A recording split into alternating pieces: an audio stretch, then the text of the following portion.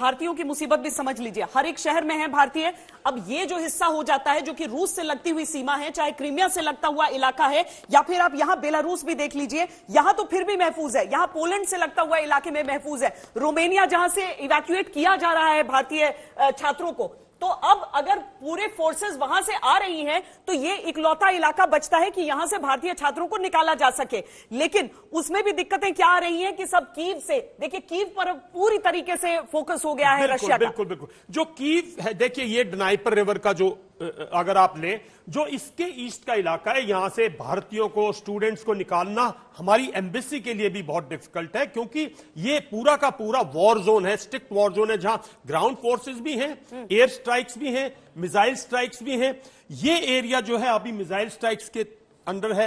यहां पे अभी तक ग्राउंड फोर्सेस की बैटल स्टार्ट नहीं हुई है, यहां से स्टूडेंट निकाले जा सकते हैं। इसीलिए थोड़ा सा खतरा इसमें क्या आ जाता है कि अभी जो मिसाइल अटैक्स हुए वो इन इलाकों तक भी कुछ बिल्कुल, यहां मिसाइल अटैक्स चल रहे हैं, इसमें कोई शक की बात नहीं है। ये पूरा का पूरा इलाका, यहां पे मिसाइल जो सी से मिसाइल्स आ रही हैं, ओडेसा से जो मोल्डोवा से जो स्ट्राइक्स आ रही हैं, वो सारी की सारी इस एरिया में आ रही है। लेकिन उसमें एक बड़ी चीज हो जाती है, वो ये कि अगर वो होगा तो देखिए पोलैंड की सीमा बिल्कुल लग रही है, अब ये नेटो सदस्य देश हैं, अगर एक भी मिसाइल गलती से, हालांकि आजकल प्रिसीजन स्ट्राइक्स होते हैं, प्रिसीजन, लेकिन अगर कहीं पर कोई भी सरहदी इलाकों में भी हो जाता है तो नेटो के पास भी एक बहाना हो जाएगा कि किस तरीके से आप अपनी फोर्सेस यहां से आगे बढ़ा सकें।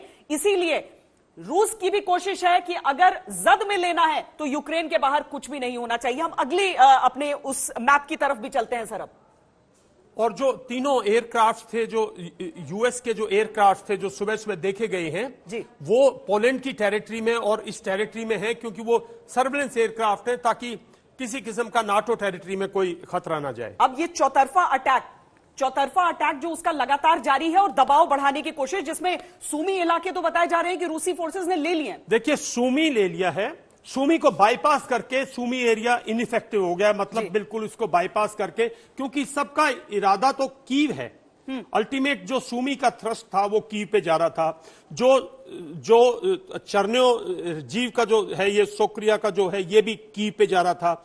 जो नॉर्थ से चर्नोबल था वो भी, सबकी डायरेक्शन तो कीव है।